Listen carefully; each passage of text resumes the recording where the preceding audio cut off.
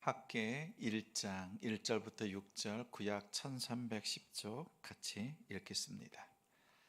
다리오 왕 제2년 여섯째 달 곧 그 달 초하루에 여호와의 말씀이 선지자 학계로 말미암아 스알디엘의 아들 유다 총독 수룹바벨과 요사닥의 아들 대제사장 여호수아에게 임하니라. 이르시되 만군의 여호와가 이같이 말하여 이르노라.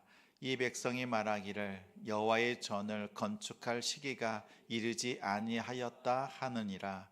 여호와의 말씀이 선지자 학계에게 임하여 이르시되 이 성전이 황폐하였거늘 너희가 이때에 판벽한 집에 거주하는 것이 옳으냐. 그러므로 이제 만군의 여호와가 이같이 말하노니 너희는 너희의 행위를 살필지니라. 너희가 많이 뿌릴지라도 수확이 적으며 먹을지라도 배부르지 못하며 마실지라도 흡족하지 못하며 입어도 따뜻하지 못하며 일꾼이 싹을 받아도 그것을 구멍 뚫어진 전대에 넣음이 되느니라. 아멘.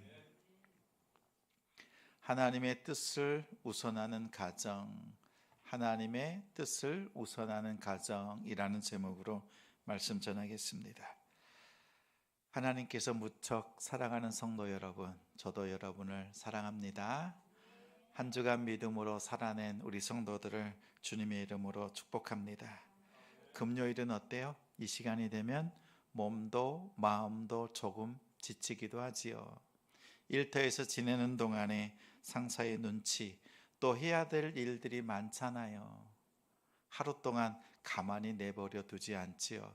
그 일들을 감당하느라고 분주하게 보냈습니다. 그리고 집에 돌아오면 자녀들도 양육하고 돌봐야 합니다. 또 가정의 무거운 짐과 또 아픈 문제들을 홀로 짊어지고 또 하나님 앞에 나오는 자리가 이 자리지요. 그래서 우리가 한 주간의 삶을 하나님 앞에 올려드리면서 하나님께 맡기고, 그럼 누구의 문제예요? 안 맡길 때는 내 문제, 맡기면 이제는 하나님 문제예요. 그래서 하나님께서 풀어주시고 일하시는 우리 가정과 일터와 우리 심령이 되길 바랍니다. 오늘 말씀은 우리 여러분들처럼 삶의 그 무게를 가지고 살아갔던 사람들의 이야기입니다. 오늘 본문 속에서는 하나님이 두 가지 모습으로 나타납니다. 먼저는 삶의 고단한 그 백성들을 따뜻하게 안아주시는 하나님의 모습이 있습니다. 또 한편으로는 백성들의 영적인 문제에 대해서는 뼈를 때린다라고 하지요. 말씀을 통해서 전곡을 찌르는 하나님의 말씀입니다. 한마디로 위로하시되 할 말은 하시는 하나님이십니다. 백성들의 상황을 잘 아십니다. 그런데 하나님께서 그들의 상황을 아시면서 어떻게 해요? 할 말씀은 하시는 하나님이다라는 것을 오늘 본문을 통해서 알 수 있습니다. 우리가 자녀를 키울 때도 그렇지 않아요? 무조건 칭찬하고 격려하는 거 필요합니다. 근데 아이들의, 자녀들의 행동과 태도가 엇나갈 때는 어떻게 해야 돼요? 따끔하게 훈육해야 합니다.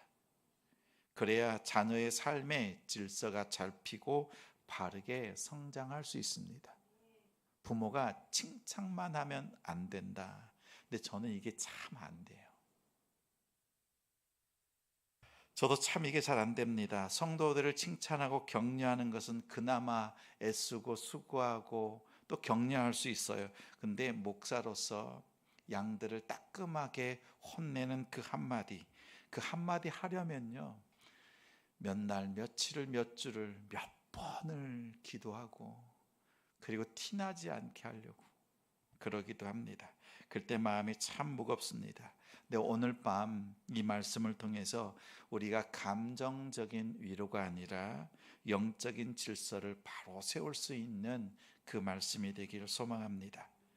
그래서 하나님의 말씀을 정직하게 선포합니다. 하나님 말씀 앞에서 우리가 정직하게 반응할 수 있는 오늘 하루가 되기를 소망합니다. 자, 첫 번째는요, 하나님께서 우리 인생의 삶의 고단함을 잘 아십니다. 고단함을 아세요?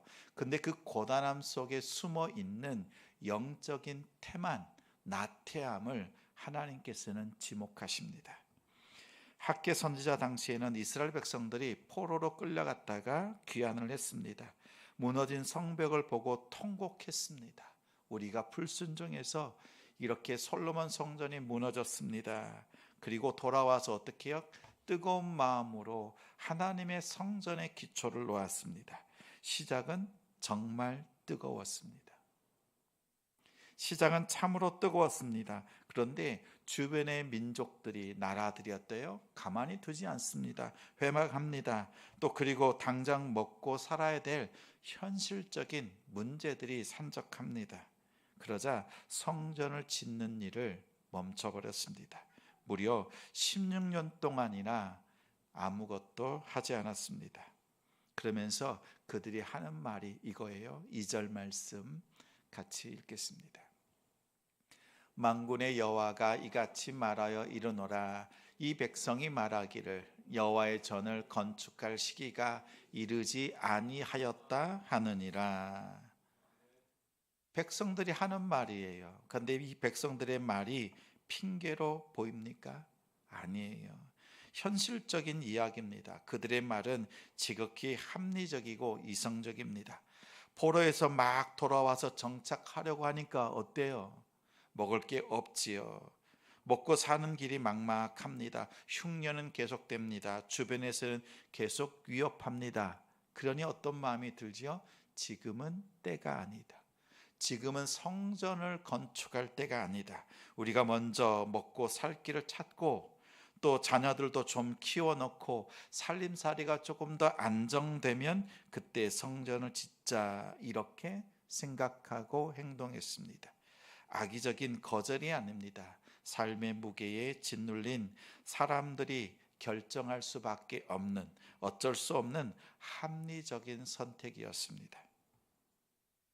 합리적인 선택이었습니다.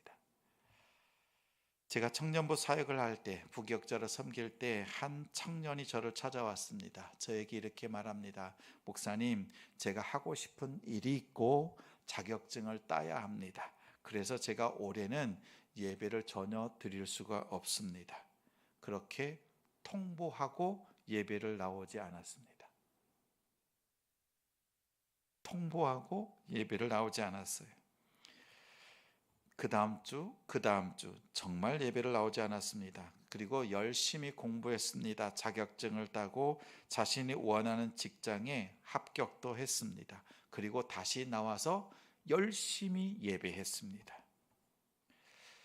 그 모습을 보면서 세상적인 눈으로 보면 합리적인 선택이고 기가 막힌 타이밍, 그리고 일면 성공한 사례처럼 보입니다. 신앙적으로는 어떨까요? 하나님 보시기는 어떨까, 이 생각이 들었습니다. 솔직히 예배도 빼먹고 제멋대로 했잖아요. 이쯤 되면 징계받고 쫄딱 망해서 눈물 콧물 쏟고 회개하고 돌아오는 것이, 그런 것이 참 스토리가 맞는데 단기적인 결과로는 너무 잘 된 겁니다. 여러분, 이러한 상황에 있거나 누군가가 이렇게 하겠다라고 하면 여러분은 어떤 말을 해줄 수 있을까요? 저는 그 청년을 위해서 기도할 때 베드로가 생각났습니다. 베드로는 예수님을 3번 부인했습니다. 예수님을 모른다고 부인했던 그 시간은 아주 짧습니다. 몇 시간 되지 않습니다. 근데 그 짧은 그 몇 시간이요, 베드로의 삶에 있어서는 가장 뼈아픈 후회스러운 시간이 되었습니다. 오점으로 남았습니다. 분명 예수님께서는 찾아오셔서 위로하시고 회복시켜 주시고 사명을 더해 주셨습니다. 근데 베드로는 닭이 울 때마다 내가 예수님을 배반했습니다. 이 고백을 할 수밖에 없었습니다. 모세는 단 한 번의 불순종으로 가나안에 들어가지 못했습니다. 구원받지 못했다는 것이 아니에요. 우리의 작은 불순종, 잠깐의 불순종이 구원을 받지 못했다는 것 아니에요. 그런데 그 작은 단 한 번의 불순종이 정말 그토록 가고 싶었던 가나안 땅, 그 땅을 밟고 싶었고 이 백성들과 함께 들어가고 싶었던 그 간절한 바람이 그 자리에서 멈출 수밖에 없었습니다. 한순간의 불순종, 짧은 불순종을 가볍게 여기지 마십시오.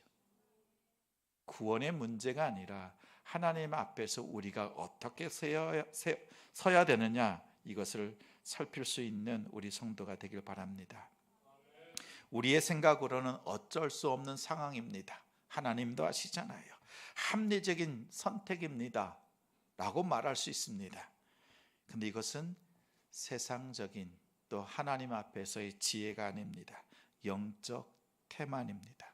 삶의 공고함 속에 있는 드러나지 않은 나의 영적인 게으름, 태만이라는 것입니다. 상황이 안 돼서 미룬 것이 아닙니다. 엄밀히 따지고 보면 내 삶 속에 하나님보다 우선하는 것이 분명 그 당시 그때 자리 잡았다라는 것입니다. 우리의 삶에 있어서 온전히 하나님을 쫓을 수 있는 시간이 언제일까요? 삶에 여유가 있을 때 하나님께 헌신하고 수고할 수 있을까요? 경제적으로 더 여유가 있어지면 그때 할 수 있을까요? 대학 졸업하면 취업 걱정하지요. 취업하면 결혼 걱정합니다. 결혼하고 나면 육아하느라고 힘듭니다. 그리고 집장만 해야지요. 승진하기 위해서 또 일터에 매이지요. 사업해야 되지요. 그리고 어때요? 승진도 해야 되고 노후 준비도 해야 합니다. 평생 지금은 때가 아니다. 하나님의 뜻을 미루고 더 미루다가 인생을 마치시겠습니까? 오늘 결정하십시오. 하나님께 순종하는 일은 나중은 없습니다. 환경이 열려야 순종하는 것이 아니라 순종하면 환경이 열린다 믿습니다. 다음에 잘하면 되지라고 하는 것은 사탄의 달콤한 속임수입니다. 인생에서 가장 완벽한 타이밍은 없습니다. 완벽한 타이밍은 없습니다. 지금 순종하는 바로 이 순간, 이 자리가 가장 완벽한 하나님의 타이밍입니다. 그렇다면 우리가 어떻게 해야 될까라는 거예요. 내 입에서는 핑계와 변명이 있습니다. 그런데 이것은 내 안에 있는 영적인 나태함이에요. 그렇다면 우리는 어떻게 해야 되는가? 삶의 균형도 중요합니다. 더 나아가 영적인 균형이 너무나 중요하다는 거예요. 3절, 4절 같이 있습니다. 여호와의 말씀이 선지자 학개에게 임하여 이르시되 이 성전이 황폐하였거늘 너희가 이때에 판벽한 집에 거주하는 것이 옳으냐. 여기서 판벽한 집이라고 하는 것은 화려한 인테리어를 마친 안락하고 아주 좋은 집을 말합니다. 명품 가구를 넣어놓고 그리고 가족들과 누릴 수 있는 그런 공간이라고 말할 수 있습니다. 하나님께서 자기 백성이 이렇게 좋은 집에 넉넉하게 사는 것을 시기하거나 책망하는 것 아닙니다. 척박한 이민 생활 그리고 돌아와서 사는 때에 내 가정의 안전을 지키고 내 자녀들을 그 거친 세상적인 그 비바람으로부터 보호하는 것, 가정을 잘 돌보는 것, 힘쓰는 것 너무나도 중요합니다. 부모로서 해야 될 일을 잘 감당하는 것 필요합니다. 삶의 균형이 필요합니다. 하나님께서는 여러분의 땀방울과 눈물을 누구보다도 더 잘 아십니다. 근데 정말 하나님께서 원하시는 것은 무엇이냐면 삶의 균형과 맞지 않게 영적으로 무너지는 것입니다. 영적인 부분이 훨씬 더 나약해지는 것입니다. 내 가정을 더 안락하게 좋은 가정으로 또 자녀들을 잘 양육하기 위해서 애쓰고 수고합니다. 좋은 학원에 보내고 또 좋은 스펙 경험을 갖도록 힘씁니다. 그러한 일에 민감합니다. 또 아이들 학교 보내려고 대학교 보내려고 어떻게 해요? 갖은 정보 밤새 찾고 노력합니다. 근데 정작 하나님과의 관계에 있어서 내 자녀의 마음속에, 삶 속에 하나님의 말씀이 있는가? 내 자녀의 마음속에 구원의 확신이 있는가? 영적으로 메말라 있는 것은 아닌가? 이것을 돌아보는 일에는 세상적인 것을 준비하는 것과 비교해 보면 형편없는 우리의 모습을 발견합니다. 하나님을 두려워하는 마음도 없고 영적인 눈물도 없습니다. 눈에 보이는 가정을 가꾸는 데 열정이 있지만 눈에 보이지 않는 가정의 재단을, 영적인 성전을 건축하는 그 일에는 그 기울기가 기울여도 한참 기울어져 있다라는 것입니다. 오늘 밤 여러분의 자신을 정직하게 살펴보십시오. 삶에 기울어져 있는가? 영적인 일에, 하나님을 기뻐하는 일에 여러분의 마음을 쓰고 있는가 돌아보시기 바랍니다. 우리가 돌아봐야 될 이유가 있어요. 왜냐하면 셋째로 하나님이 없는 열심은 결국 허무함만 남습니다. 이것을 먼저 보여주시는 거예요. 하나님을 뒷전으로 두고 내 가정의 안위만, 내 자녀들을만 위해서 피땀 흘려서 달려간다면 그 결과는 어떠한가라는 거예요. 오늘 6절 말씀이요, 우리의 가슴을 아프고 뼈 아프게 또한 우리의 마음에 채찍질을 합니다. 6절 말씀 같이 읽겠습니다. 너희가 많이 뿌릴지라도 수확이 적으며 먹을지라도 배부르지 못하며 마실지라도 흡족하지 못하며 입어도 따뜻하지 못하며 일꾼이 싹을 받아도 그것을 구멍 뚫어진 전대에 넣음이 되느니라. 이스라엘 백성들은 돌아와서 성전의 기초를 쌓고 더 성전을 건축하지 못했지만 결코 그들은 게으르지 않았습니다. 열심히 살았습니다. 아침에 일찍이 일어나 씨를 뿌렸고 열심히 부지런히 돈을 벌었습니다. 그런데 이상하게도 내가 수고하고 애쓴 것만큼 남는 것이 없습니다. 열심히 먹고 마시고 입는데도 채워지지 않는 영적인 갈증이 있습니다. 악착같이 돈을 모았는데도 구멍난 호주머니처럼 돈을 넣지만 다 세어져 나갑니다. 이유가 있습니다. 오늘 6절 이후에 보면 9절 말씀에 보니까 하나님께서 그들이 수고해 놓은 것을 바라보시고 이렇게 불어버리셨습니다. 밑빠진 독에 물을 붓는 것처럼, 또 예레미야 선지자가 말했던 것처럼 터진 웅덩이와 같았습니다. 우리 인생의 수많은 갈증과 헛수고가 나오는 일이 여기에 있습니다. 여러분의 수고와 노력이 부족해서가 아닙니다. 능력이 없어서도 아닙니다. 충성이 없어서도 아니에요. 생명과 복의 근원이 되시는 하나님을 배제한 채 오직 내 힘으로, 내 열심으로만 앞서고 있기 때문에 그렇습니다. 하나님이 없는 열심은 결국 허무함만 남는다라는 거예요. 우리 인생을 다 살아내고 난 뒤에 그것을 뒤늦게 깨닫는 것이 아니라 오늘 말씀을 통해서 깨닫길 바랍니다. 지금 열심히 살아가고 있는데도 마음에 평안이 없고 가정에 늘 결핍과 불안이 가득하다면 기억하십시오. 하나님께서 우리에게 이 갈급한 마음, 마치 터진 웅덩이 같은 나의 경제적인 상황, 부족함을 느낄 때 기억하십시오. 하나님께 우리에게 필요한 것은요, 하나님이 필요하다는 것을 우리에게 시그널로 주시고 있다라는 사실입니다.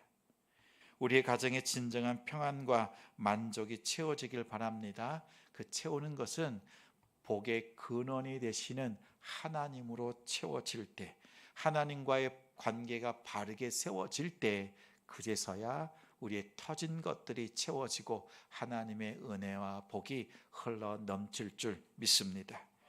자, 그렇다면 우리가 어떻게 해야 되는가라는 거예요.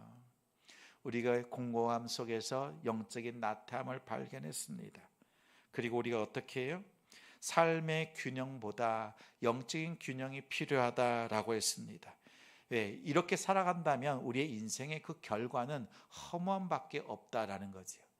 자, 이런 상황이 있다면 그것을 돌이킬 수 있는 방법도 하나님께서 제시해 주십니다. 5절 말씀 같이 읽습니다. 그러므로 이제 만군의 여호와가 이같이 말하노니 너희는 너희의 행위를 살필지니라. 자기의 행위를 살피라는 거예요. 이걸 원어로 직역을 하면 이런 내용입니다. 너의 마음을 네가 걸어온 길 위에 두어라 라는 거예요. 너의 마음을 지난날 걸어왔던 그 길에 너의 마음을 두라는 거예요. 살피라는 거예요.